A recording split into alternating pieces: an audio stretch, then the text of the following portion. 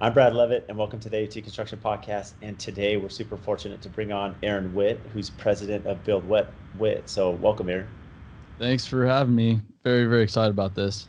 Yeah, same here. So for those of you that have seen Erin's content, it's just outstanding. From the dirt world, which most of us are unfamiliar with. I've been a big fan from afar of Erin for a long time. Want to get him on the podcast. I know that he has so much to offer in regard to social media and marketing because he caught my eye. I told him that some time ago. So. Erin, I want to dive into this because you just have this ability to create engagement. Your analytics are through the charts on LinkedIn. So let's start there. How has LinkedIn changed your business? LinkedIn drives a vast majority of our business. It's almost the entirety of our business development. Business development. It's been remarkable. I used to view it as like I don't need a job, so I don't need to be on LinkedIn. It's just kind of a waste of my time. And I used to be on it just for formality's sake, put my pretty picture on there and, to type out my somewhat false, bio on there, making me sound way cooler than more experienced than I actually am.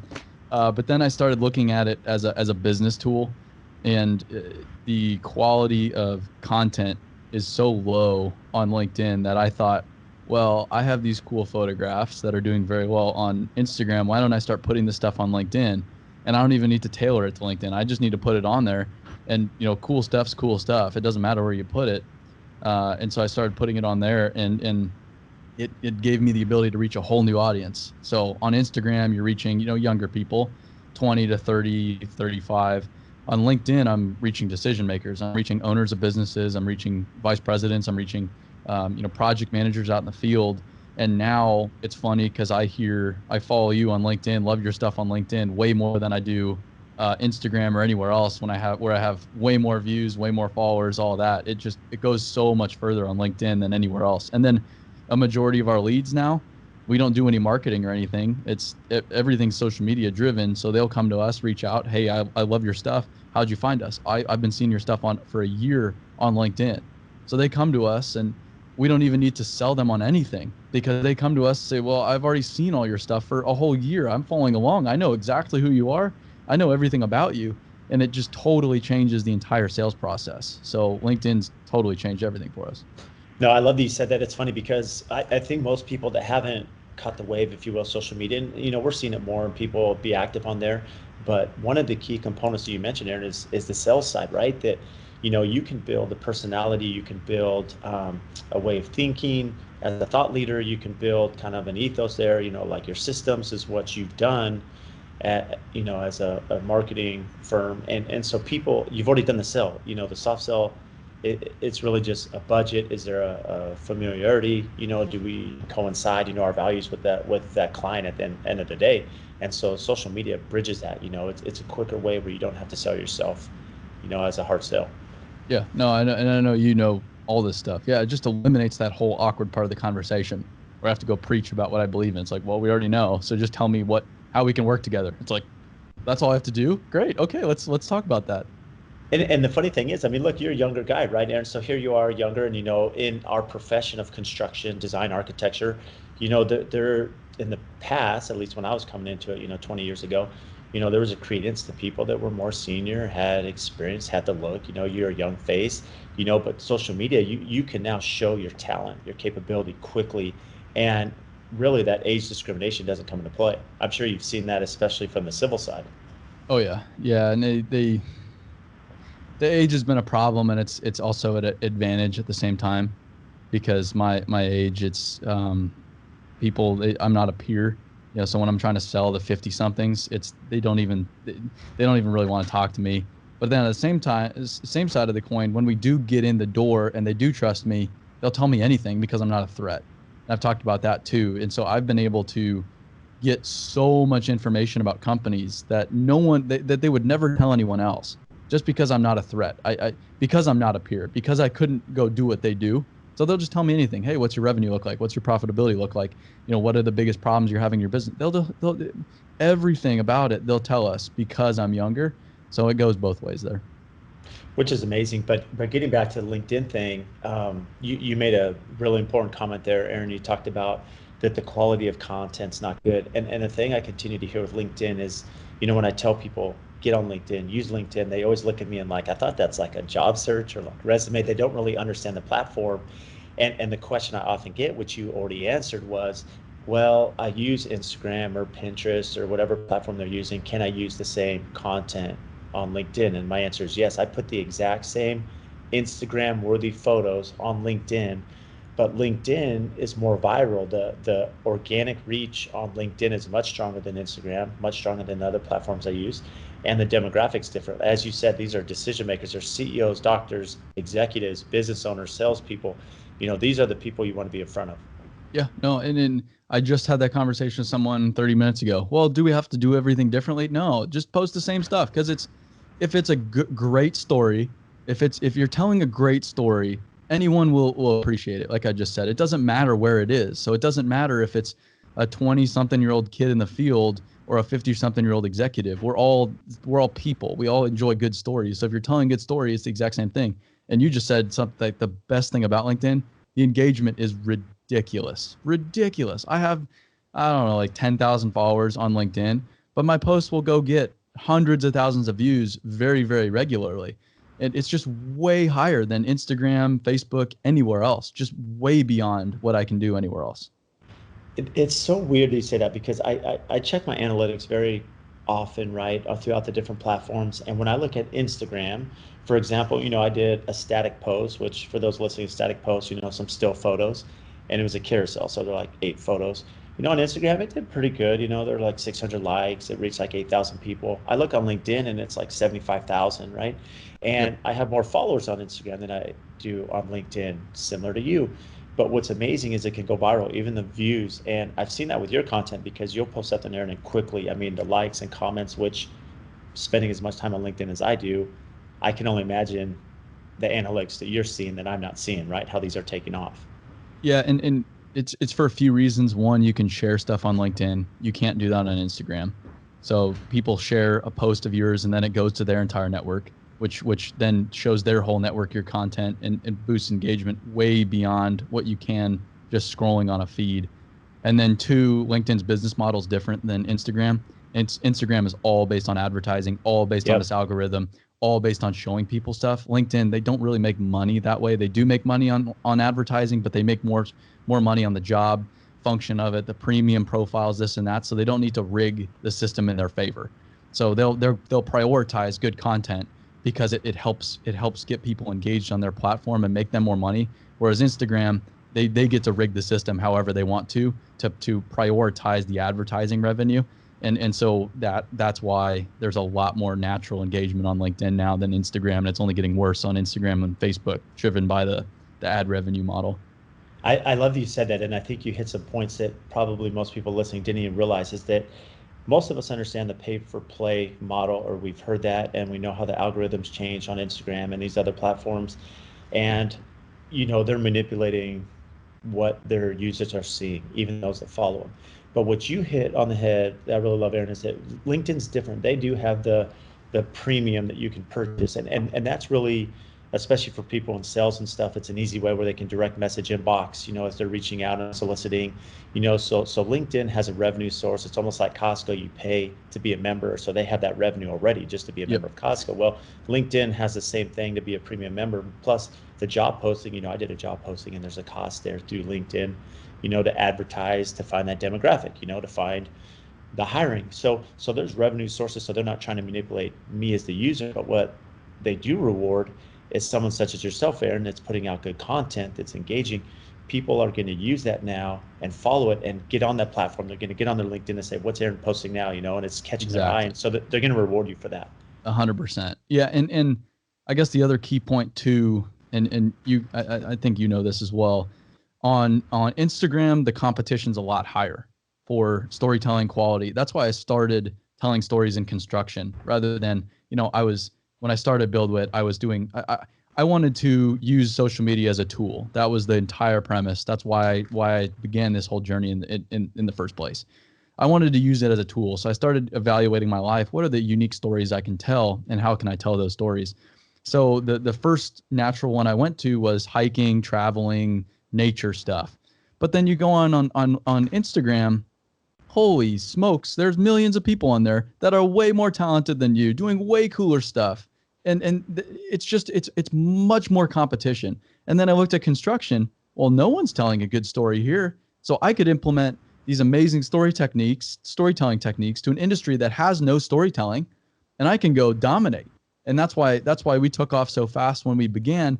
LinkedIn's the exact same thing. On Instagram and Facebook, you're competing with just so much stuff. That's a lot of it is really good. Like Instagram, especially, there's some amazingly talented people on there. LinkedIn, it's all garbage. So if you just deliver really nice stuff to look at, you're way ahead of everyone else to begin with. It's so easy to grab attention on LinkedIn compared to Instagram, just because there's less good stuff there.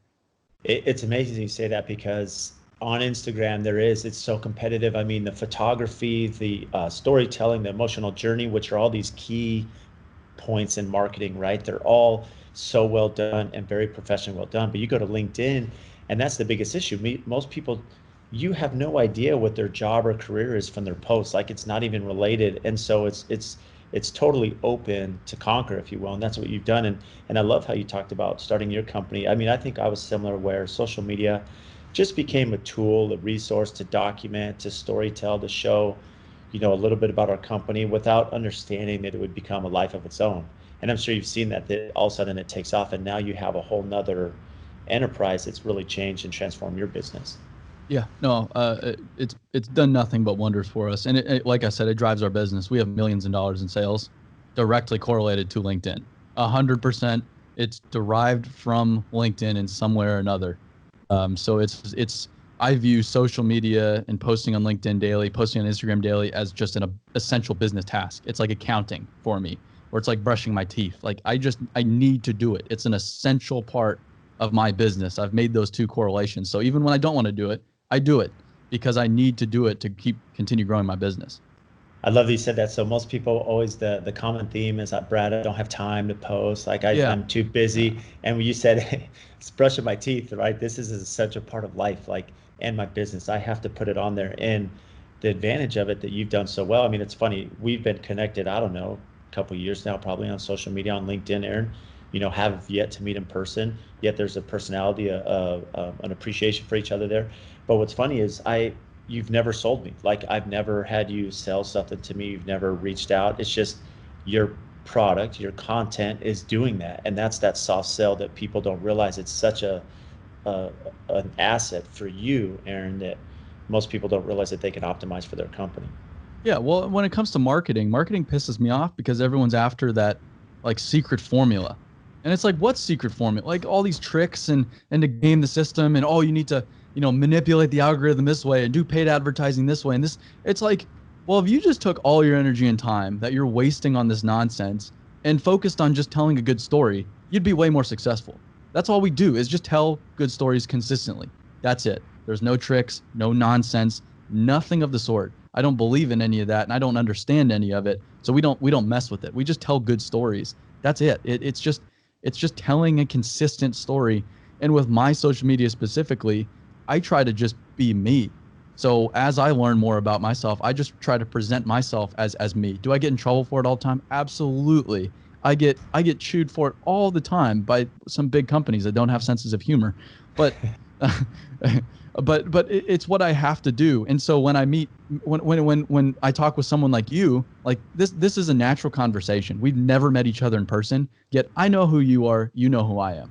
And then we're now face to face. I'm just kind of verifying that's the guy I've been following. Same one. Yep. And then you're that's the guy. And so now I already have even with people I'm not trying to sell, like, or I guess I'm trying to sell everybody, but I'm not trying to sell a company on my product. Maybe a company's already bought what I have to offer, my marketing services, and now we're visiting their job sites. So now, instead of selling the company on buying my product, I need to sell those people on the job site. Hey, here's who I am. Here's why I need to take your picture. And here's what I need from you. Here's why I want to tell your story. And here's what I need from you to help further the mission of the company, to help them with hiring. It's in your best interest. If they already know who I am, they're already bought in. I've already sold them as well. And they're already way more engaged when I'm there. And then I can deliver a way better product. And so it goes across the board way deeper than just trying to sell a company on the product too. There's so many more benefits to just making a sale. That's only the very beginning of it, and the dollars at the top. I would say that's like a secondary benefit to it. The first benefit of it is just people knowing who you are across the board. It's so helpful. Well, I love that you said a couple things there, Erin. I mean, one thing that people are always trying to game the system, as you mentioned, or trying to understand the algorithm and, what do I need to do to manipulate likes and views and so forth. And you said it over and over that, something I preach, you create stories and you create an emotional journey, right? When people are engaged to the story, to the emotional journey of the content, and then you optimize that with your photography. Because the one thing I've noticed that you have some of the best photography I've ever seen, and there's just a way that you do it that really captures. There was one I saw that it just blew my mind. Right, it was like a mining truck, and the tires are the size of like a F-250, right? So you have the F-250 there, and it just kind of showcases the size, and then the background, and you show a lot of the people and their hard hats and the day to day, and just kind of there was one area you had with a bunch of earth movers, going through at the same time. And so there's different things you've done that really captures someone's attention. And now the analytics will track that because people are engaged, they're seeing it, and then it makes me want to read the description, the story behind it. So how did you get such an incredible eye for photography to build that content? So I have an engineering degree. So, and the plan was to go start a construction company, a heavy construction company. So I still don't view myself as a creative. I don't view myself as a photographer. I never had any formal photography training. I haven't read photography books. I'm not very interested in photography, which sounds kind of weird. I don't have a passion for photography. I have a passion for what I'm capturing, what I'm looking at, the ability to go to these job sites and see these big equipment. I'm just doing it for me, I think is how I put it. I started taking pictures on job sites. I worked for 5 different construction companies while I was in college. So every single summer I was with a different company doing something different, whether I was in the ditch or the shovel laying pipe. I was on the railroad working 7 days a week, building bridges. I was doing drilling and blasting up in Washington State. I tried to just see as much of the industry as I could. And as I did, I would just take my phone, take some pictures here or there. Hey, that's really cool. Capture that. Hey, that's really cool. Capture that, just because I wanted to, just because I was excited to see it and I wanted to look back on it, later in life. That was always the plan. Started working construction out of college, and would start bringing my camera to work. But again, the plan was to go work in construction, get enough experience to go start my own construction company, and then go on down the road that way. But it kind of started to take a life of its own as I started sharing these pictures online. I got sick of my job, quit, and then just had to make photography into something that generated revenue. But photography for me is just a means to capture what I love. And because I love looking at what I'm capturing, it comes across in the photographs. It's a great photographs are emotional for the photographer and for someone looking at it. It's an emotional journey, like you've been saying. And so if I'm feeling so much excitement and joy in photographing whatever I'm photographing, then that's going to come across in the photograph. It sounds weird, but that's how the best photographs are created. The most emotional experiences and captured in the most unique manner is how you create those great photographs. So that's how I do it. I just absolutely love big machines moving dirt. I love it. And so if this gets me around it all the time, which it does, I travel every week to different job sites around the United States every single week and around the world. It's fantastic. So I think that's why my photography is why it is. I'm not trying to copy anyone. I'm just doing what I love. I'm just capturing machines how I want to capture them. And now, I am hired for my photography now. But if a company says, hey, we want these photographs, XYZ, I say that's fantastic. You probably want to go hire this guy. You don't want to hire me. I don't allow anyone to dictate how I take my photographs, how I capture a company. They hire me because they know I'll just capture it how I want to capture it. And then I'm emotionally invested in the work. I'm capturing what I find is fascinating, and then I'm delivering them a better product. So I don't ever do what someone wants me to do, because I guess that's why I started a company in the first place. I have a huge problem with being told what to do. But as far as photography goes, no company that hires us says, okay, we need XYZ photographs. I just say, I'm going to go take photographs of your operation. And they say, okay, here's our job sites. I show up, I photograph it as is, I give them the product, and then that's it. So it's my experience. I like to control that, because if I don't control it, I'm not interested in it anymore. It's not fun for me. And then it's just a job, and I don't want to do it. I don't want to just take photographs for the sake of taking photographs. I take them because I enjoy the process. I enjoy what I'm looking at. I enjoy the experience of it. Well, there's a lot to dissect here. So it's interesting because going back to earlier in the conversation, we talked about, well, okay, with, even though you've had a lot of experience, there's some youth there, Erin. Well, you've already posted your credibility, right? You've already built that credibility through your marketing capabilities, through your photography, through LinkedIn, through Instagram, and these other channels. So that reputation's built.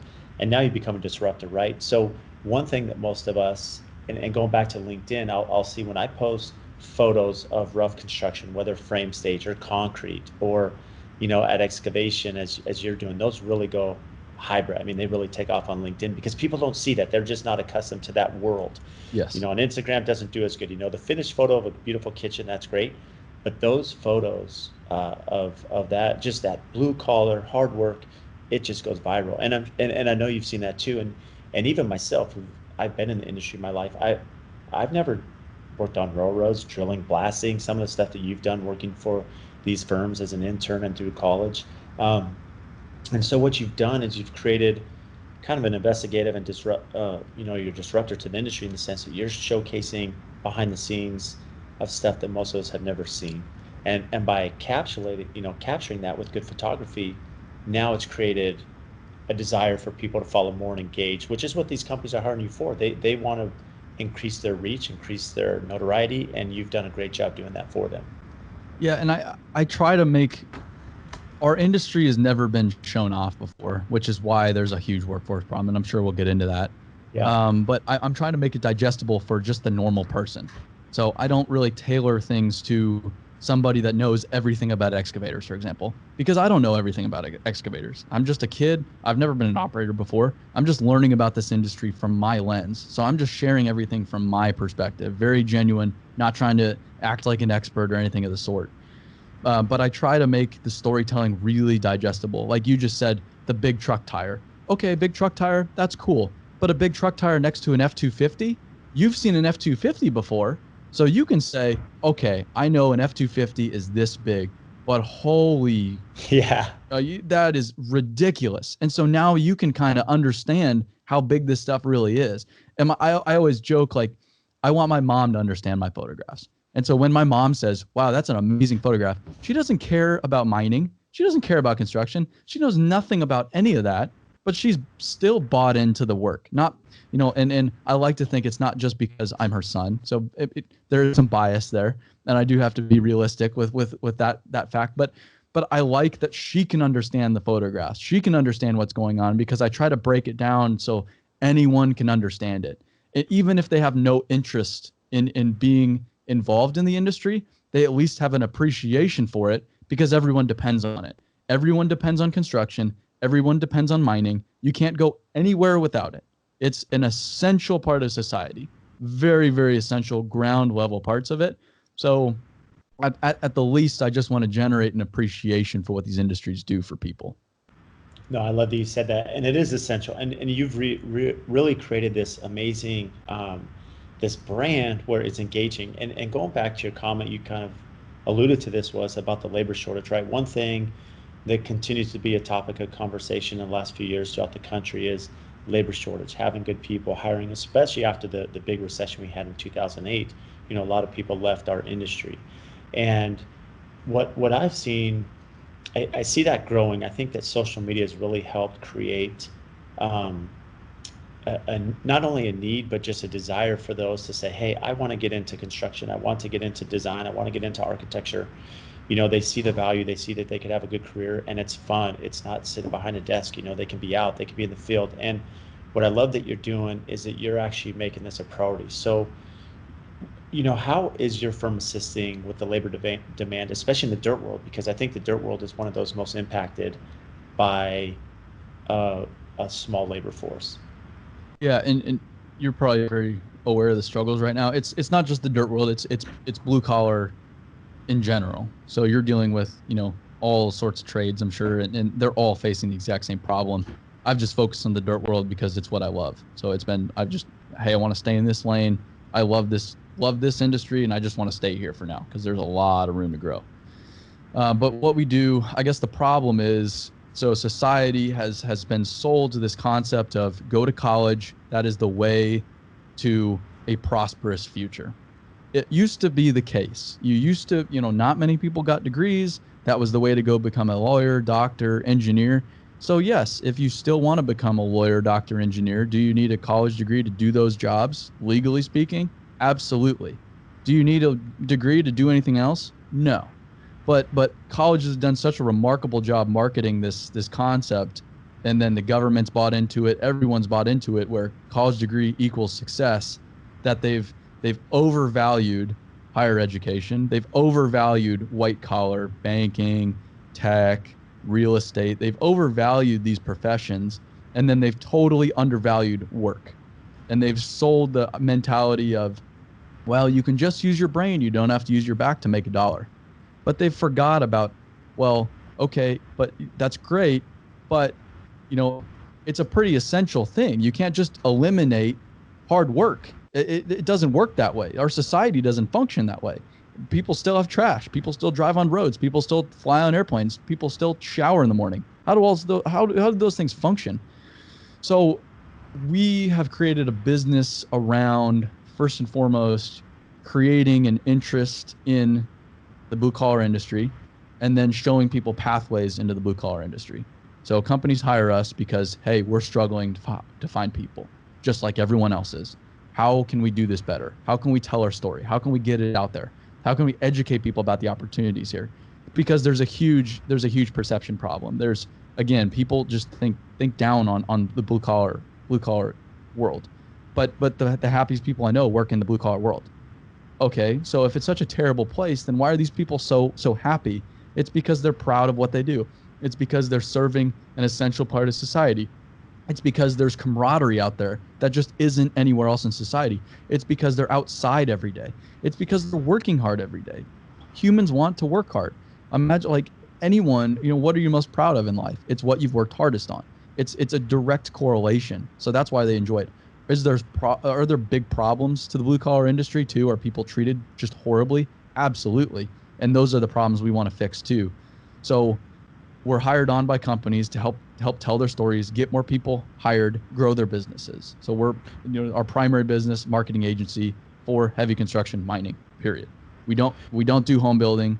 We don't do vertical construction. We don't do any other type of construction or anything like that. Just mass excavation, infrastructure, mining, demolition, big, large scale demolition. That's all we do. But it's billions and billions of dollars and a lot of room to run there. So we're not really afraid of that running out. But the company's mission, make the dirt world a better place. So we don't just partner with anyone at the same time. It's serving two functions.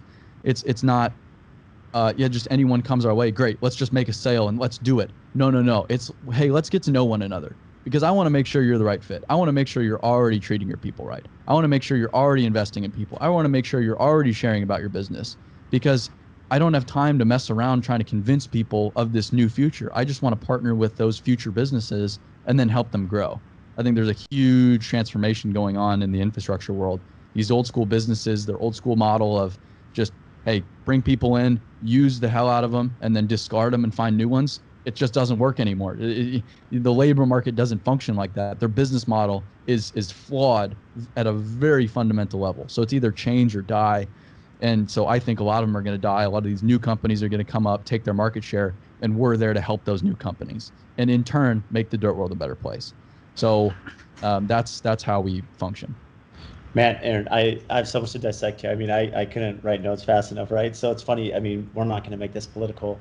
But there's some important things you said. There's been this emphasis, and it's funny because Elon Musk, I actually heard a podcast with him, and he talked about it. I mean, you guys are like right in the same with your theories there. And he said, we don't build stuff. We're not building stuff. There's no value to building. And that's why we're in the predicament we are with outsourcing everything out of the country. We're taking dollars and we're pumping steroids into them in the finance market. And it's not to disregard investment banking and venture capitalists, but the reality is there's been this priority to the white collar, priority to pumping, the dollar with steroids. And we're not making stuff. We're not doing that. And there's been this, in high school when I had was going to college and I was going to do construction management, people are like, why are you going into construction? Like, that doesn't make any sense. And why would you go to college to go to construction, right?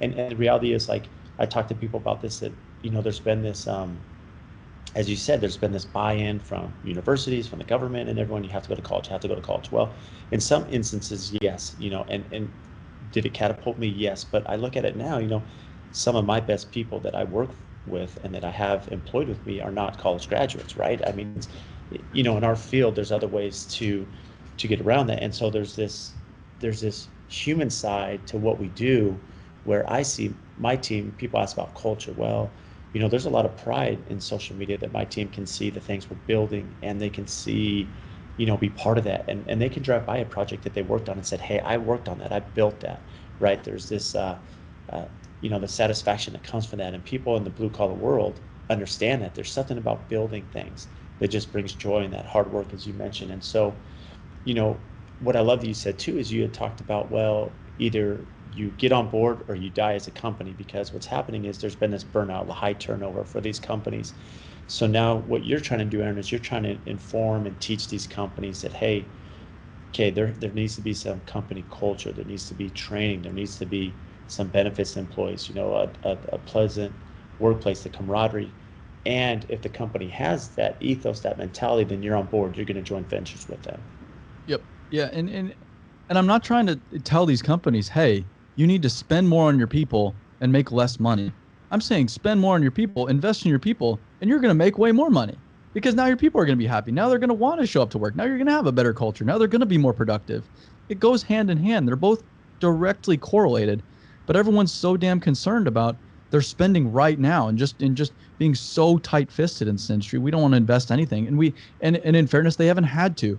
And my argument right now, and well, coronavirus has changed things a little bit, but not really in infrastructure world. Everyone's making record profits right now. Everyone's making record money. So why would an executive listen to a 25-year-old kid that's saying, hey, you have a big problem on your hands and you need to dramatically change the way you do business if you want to keep doing business this way? They're not going to listen to me. They don't care. They're like, why would I do that? I'm making record money. Get out of here. And so, and I used to just try to, pound my fist on the table and preach this message to the biggest companies in the industry. They wouldn't listen. It would fall on deaf ears. So we've just totally transitioned away from that. And now I don't go sell. Now I put my message out there online on social media. Whoever it resonates with reaches out to us. Hey, we want to start talking with you. And then we start a dialogue, start a conversation, and then hopefully it ends up in a business relationship if it's the right fit for the both of us. It's almost like it's not even our sales calls are not even, okay, you need to sell your product, and us, pointing at a whiteboard or a PowerPoint presentation for an hour and saying, yep, this is what we can do for you. Buy our product. It's, so tell me about your company. Tell me about your problems. Why are you even reaching out to us? What are you working on right now? What do you spend on? It's almost us interviewing them. We've totally turned the tables just to make sure that they're the right fit. And we've found in the process some incredible people. We don't have any arguments with people, them telling us what to do or anything. They're really good at what they do. We're good at what we do, and they let us do what we do best, tell their story, and it's working out really well. I love that you said that. There's some important things to take from there. I think a lot of people, and I'm going to apply what you stated when you're talking about you're interviewing the client that you're going to work with. I'm going to interpret that in our field, and to a lot of my listeners that maybe are architects or designers or builders. A lot of times we want the job. We're selling ourselves to get the client, right? How would it be to be reversed now, where we've built a reputation, or whether it be product, whether it be our systems, whether it be our culture, our marketing, where now the clients are coming to us, and now we can pick and choose our clients, right? Those that we're interviewing them. And that's, it's not just, hey, we're not bidding against everyone, or this is a money thing. It's more, it's a tough industry for all of us, and now we can pick our clients. And there's some value there that people don't realize, and you've done that where now you're interviewing the clients who you want to work with. And another point you said that I really want to expand upon is that a mentor of mine many years ago had said, hey, Brad, you need to look at employees as assets, not expenses, right? And that triggers something, because so many times, our biggest expense for most companies is your payroll, right? That payroll is that biggest expense. When you look at it as an asset to the company on your balance sheet and mentally, it's going to change that. and by doing that, it changes culture from the top down, and it'll also change the productivity and buy-in and camaraderie from those that you employ. Exactly. Yeah. On the first point, too many businesses, and it's not even arrogant saying we interview, the companies we work with and want to get to know them, this and that. Like, we're so good that just everyone wants to work. It's not like that. It's just that we've been so disciplined in our approach, and we don't want to be controlled by people. Too many businesses fall into this trap where the customer's always right. The customer's always right. And you're like, no, the customer is not always right. Absolutely not. I hate that phrase because that is a trap as a business owner. And then you're just trapped into serving everybody and trying to make a product for everybody and trying to make everyone happy. That's just not reality. The greatest products in the world have been made by people that, hey, the customer doesn't even know what the hell they want. So I'm going to go make it for them. That's what we do. We're talking to these construction companies that have never done marketing before, have made no investment marketing, don't understand marketing at all. So why would they know anything about what we do? That's not the case. We do what we do. They do what they do. It's just we've deliberately said we're going to control how we work on things, why we work on certain things, and who we work with. It's a deliberate business decision from the very beginning. And then you have to be really, really deliberate about making that decision and turning great opportunities down because they don't align with that. And it's so tempting to take on projects that you shouldn't, just because it's like, this is just such a good opportunity, but it doesn't align, so we have to turn it down. We've turned down big projects for those reasons. So that's one, is I believe the customer's not always right. I can see what they can't. They're really good at building things. They're terrible at telling their story. So let them build stuff. We'll tell their story. I don't want them meddling around here trying to tell me what to do because they don't know what they're going to do. And I'm not going to go tell them how to build a project. I'm not even, hey, it's just not an arrogance thing. It's just like a basic principle of our business. And as far as people go, every single time I've hired someone, and now we're hiring more people, I have viewed it as an expense. It's so stressful to me. Like, oh, how am I going to go swallow this $60,000? Like, that is a lot of money. Like, oh man, like, and what is that monthly and what is that weekly and how many?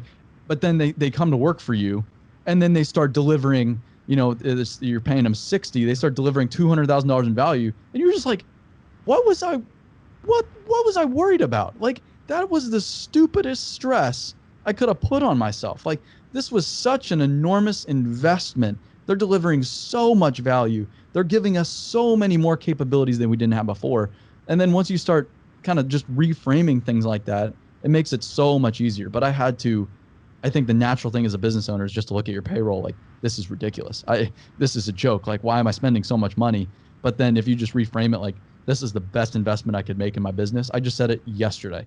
I said, if we hire this person, I think this is the best single investment we can make with our money at this time right now. Not anything else. This is it. This person. When you reframe it like that, it allows you to grow so much faster, I feel like. And then you can appreciate them better. Everything's better for everybody. I love that you said that. It's interesting you said that because on your website that I've opened right here on BuildWitt.com, I know we'll leave that at the end of this podcast for everybody. But, one of you have like 9 phrases, like 9 little quotes here, right, that you kind of live by, you're as a company. And one of them is one great person beats 3 good people. So it's funny as you're saying that because I've seen that, I've, had that economic where you're thinking about hiring someone or the salary and the overhead. Okay. And part of it's not just, hey, this is an expense to our firm, but we want to be sacred to it in the sense that, hey, this is someone that's changing their livelihood. They're coming on board. They have a family, they have expenses. And so am I going to have the pipeline? Am I going to have the work for them? And so there's some consideration there. But at the same time, you hire someone, you may pay a little bit more for the right person, but their value goes so much farther in their commitment. And I hired someone that was not inexpensive by any means, but has completely blown my mind on capabilities and production and technology and integration of techniques and practices that's now saving our firm money. So by hiring that right person, now we've changed our organization culturally and with our systems, that now we're even better, more efficient than we were a year ago. And the value's there. That's a complete asset. That's an investment that I should have made much sooner. Yep. Yeah. And again, I'm learning this lesson today, which is why I'm very passionate about this subject specifically, because I've been thinking about it. Like even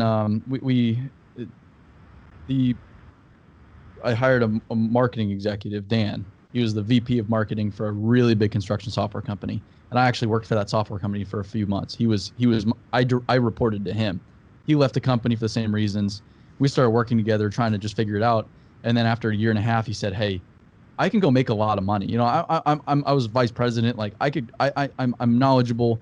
I need this amount of money to be here. So we need to make this work. And it's nothing personal. This is just what I need for my family, to support my family how I want to support them. I'm in my 50s. Like I gotta kind of be serious here. I'm not just a kid like you." And I looked at the money like, how the hell am I going to come up with that amount of money? But I told him, "Dan, hey, January 1, I will get you that amount of money." We got him that amount of money. I just cringed when I gave it to him. I mean, it cringed when I sent that email, "Hey, can you adjust his payroll to this?" And the bookkeepers and the accountants said it was irresponsible. It was, and then other advisors have said you should it is so irresponsible as a small business to be spending that percentage of your payroll on a single individual. It's stupid. It's the stupidest thing you can do. And I did it anyway because I'm an idiot. But now, and I was worried about it for many months. Like, is this really irresponsible, letting people get in my head? And he makes many times more than I make and will make for many years now. But now we're in the room with big public mining companies, for example. Like last week, he's been working on this big project with this national mining contractor, the biggest contract mining company in the United States. And they jokingly, but kind of seriously said, "Hey, we're going to enter into this agreement, but can we have our money back if you leave?" to Dan, because they don't trust a kid, but they trust him. And it's like, wow, okay. That's not an ego hit for me at all. That's, thank God I have Dan, because I would not even be in the room with these people. They wouldn't even be looking at me if it weren't for him. And then it just clicks. It's like, well, okay, there's the expense justified right there. It doesn't matter how much you spend on someone. If they're delivering more than what you're spending in value, or multiple times more in his case, then spend the money. Like, you don't have to look at other companies like, well, the salary over here is X amount. That doesn't matter. The salary over here is X amount of dollars. Like, don't look at other companies as far as salaries go. If someone brings in, they bring in $300,000, you shouldn't have a problem paying them $100, even if the market average is 60. It's just basic math. And so we've equated it like that, and it breaks things down. It just makes things way simpler. And that one great person is three good people. I read that in a book. It's how the Container Store hires. So you can, those three good people, those are just employees. They're just regular people. They want to show up. They want to just do their 40 hours. They don't really think about it, and then they go home. That's it. So they're just employees. The world needs them, but they're not going to go above and beyond. They're not looking to go, create a bunch of value and go get a bunch of responsibility. They're just people. You find those great people, and we all know who they are. They can be three times. They can be worth three good people. Like, they can be crazy productive, and then now you have to hire just one person instead of three people. So now your company is three times leaner. Then and now your competitor has to go hire three people just to keep up with you. And then you can pay that one great person twice as well while still making out on top, because now you don't have to pay two more salaries. And it's been hard to find those great people. But with that in the back of our mind, when we make hiring decisions, is this a great person? That's a question we ask when we're hiring. Are they a great person? The answer is no. We probably don't hire them, and it's nothing personal. We have made, there have been some errors, but that's a basic hiring philosophy for us now. I love that. And there's a few things you said there. I mean, Erin, the reality is that there's a cost. You gave the example of Dan, and I think we can all relate to the Dans of our companies, right? That there's an expense, but as a good CEO, as a good entrepreneur, you have to understand that you can't be everything to everyone. You can't focus on every element of your business, and so it's really important that you're focusing on the overall business as you're doing, Erin. But you have someone like Dan that now can get in the door with some of these companies that maybe you couldn't have, and so a lot of us have staff that can execute Bluebeam or some of the software that maybe is not my strong suit as a business owner, but that's okay. You got to have everyone in that line. And when we think about the cost of somebody, we need to also understand, what is the cost to not have them on board? What is the cost of my company? And that's what you just said. You said, look, there's a cost for Dan, but the cost to my firm is that I wouldn't even be at the table with this opportunity without him. And there's value there. And we need to understand that. And when you talk about culture, it's funny, you think about fit.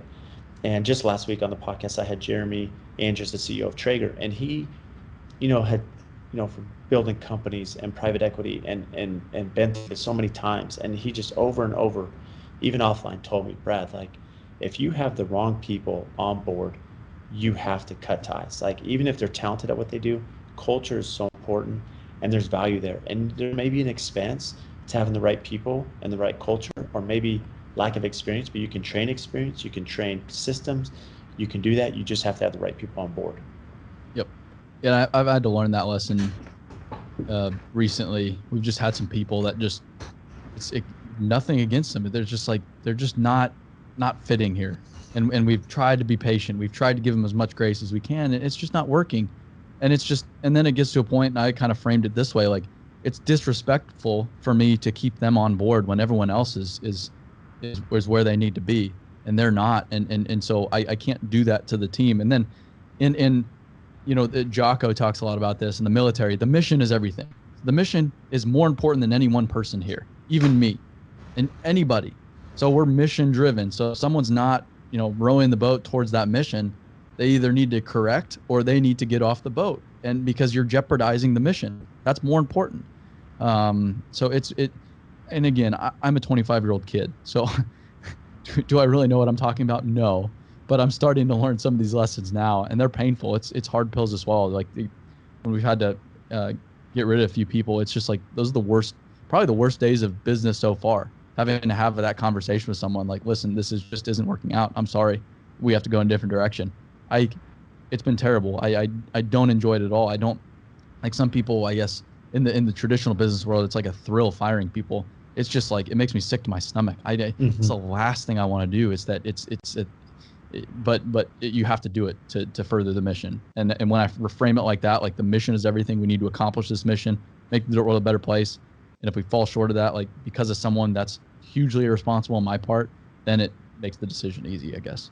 No, I love that you said that. And the reality is your wife's beyond your years, Aaron. So let me ask you this, being 25, I mean, your story's pretty amazing. I mean, for anyone listening that's an entrepreneur, maybe working for someone, or they're thinking about starting their own firm, whatever it may be, marketing such as you, or design, architecture, build, you had experience, you went to college.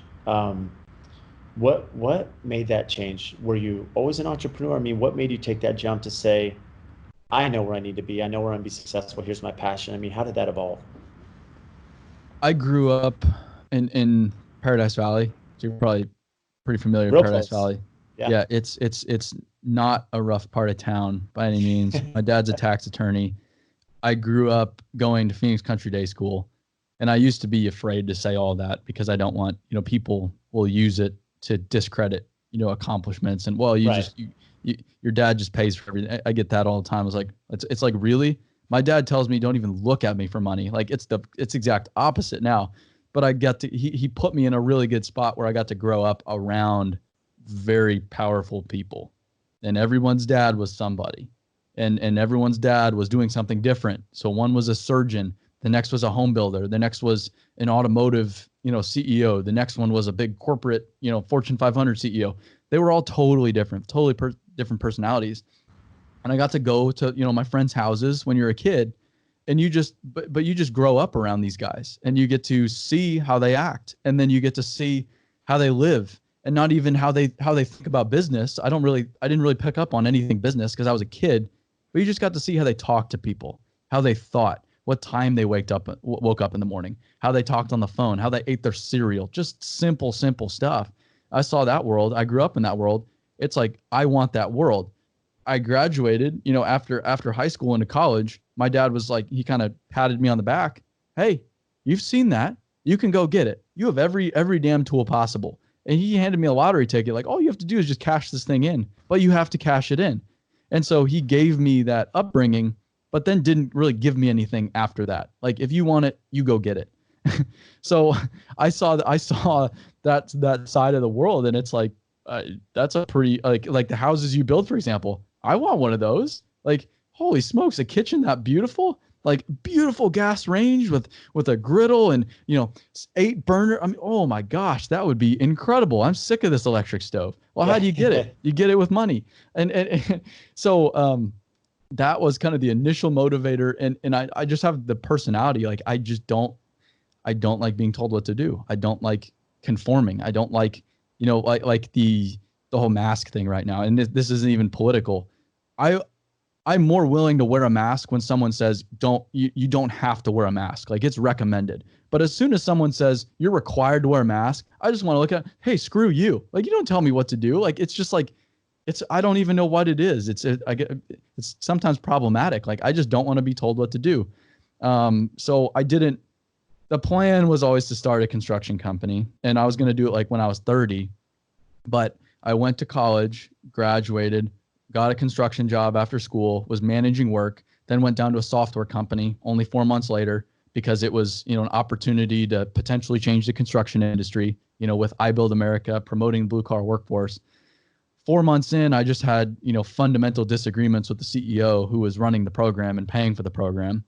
And I was just sitting there eating lunch, like, why am I here?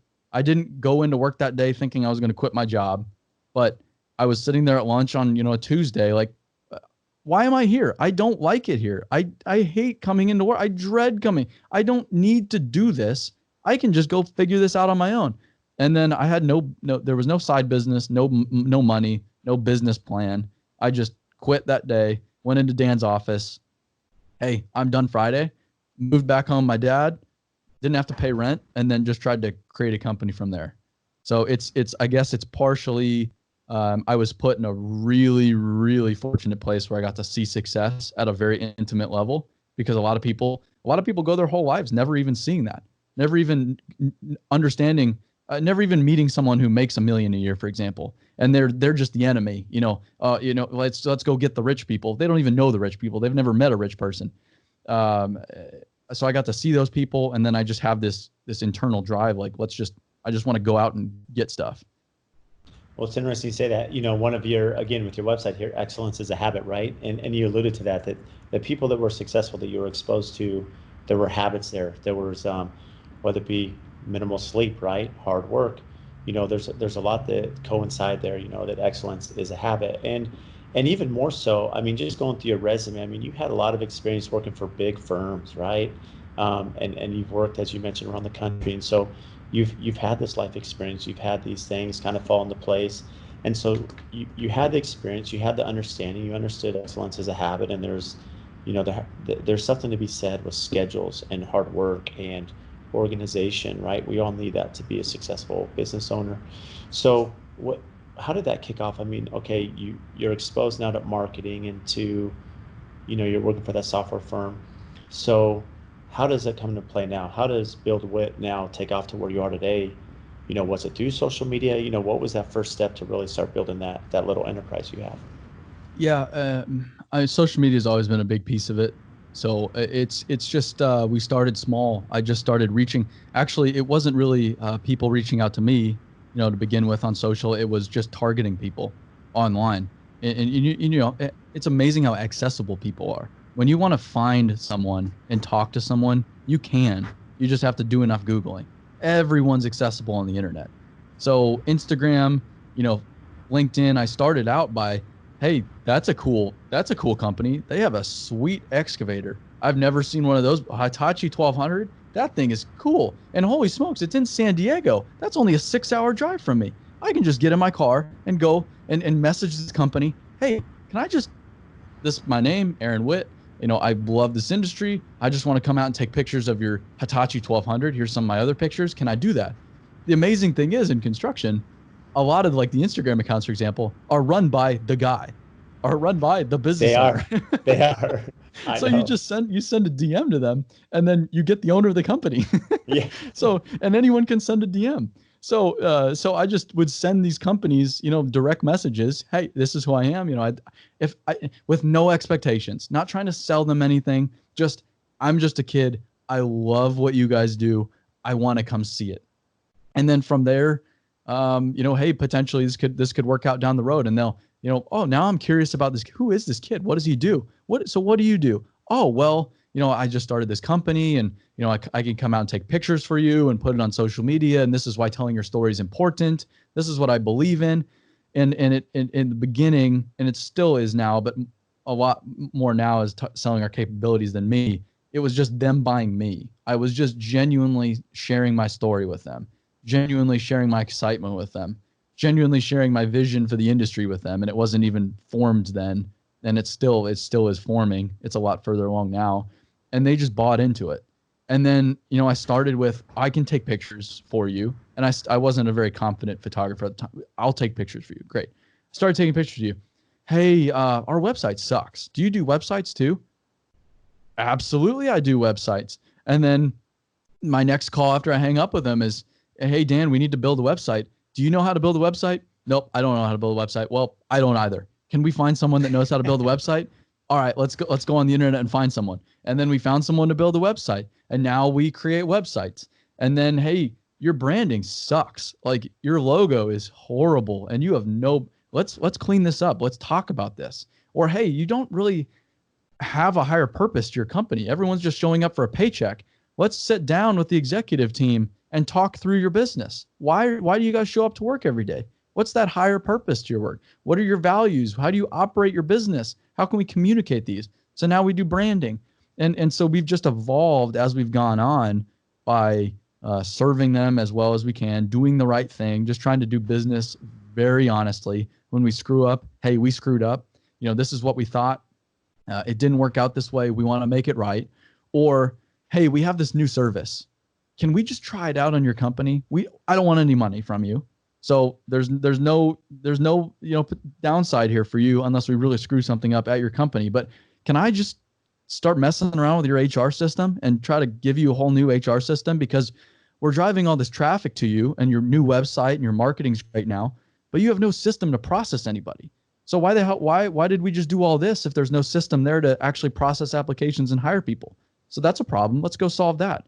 And so now it's starting to become a family of companies. So we have the marketing agency. It's starting to hum along now.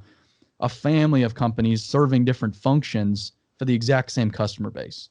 So it'll eventually be a group of companies doing anything, from the marketing agency to training. I want to create a training business, to used equipment sales, to HR and recruiting, to business development, just business consulting, because construction companies are very good at building things. They're terrible at running their companies, and they don't really understand their companies very well. So there's a lot of opportunity there. So now it's become, just through doing and seeing the companies and seeing their problems and just talking to them, what are your biggest problems? We're just trying to solve their problems. And from that, we've created all these new businesses from nowhere. But there's no model to follow. So do we screw up all the time? Do we have the stupidest idea? Monday will come around and I have this genius idea, and Dan and I are talking about it. Why didn't we do this sooner? This is amazing. The next Monday comes around. That was the stupidest idea we could have ever had. And so it's a lot of that right now because we don't really have anyone to follow. We're just kind of doing what we think is right. And I don't have any formal marketing training, nothing of the sort. We're not like, okay, how does marketing work? We're just doing it how we think it should be done and trying to just iterate along the way. And it's become this company over time. Well, that's really important for anyone listening, because what you've done, it's a true disruptor, right? What you're doing is you're looking for pain points. And you said that, any key to a good company is you find pain points and you solve those for the customer. And so your customers are the trades, they're the general contractors, they're the mining companies, they're the excavating companies. And so what you've done is you fill their pain point, where most of them are good at what they do. They're good at moving dirt, they're good at excavation, they're good at, mining. But what they're not good at sales, at branding.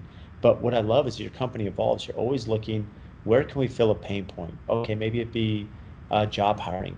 We just talked about the lack of, demand. How can we create that demand for our customers? Now, how can we put, hire and find the right fit for them? How can we, sell their equipment that's used and create, a resource through our website and branding and evolution. And so for anyone listening, I think that's the most important thing, Erin, that you love with us, is just find pain points, for you, it doesn't matter that you have a marketing background because you know what appeals to the masses. I mean, you've done that and you've seen what attracts you and you've implemented that to now broadcast your message.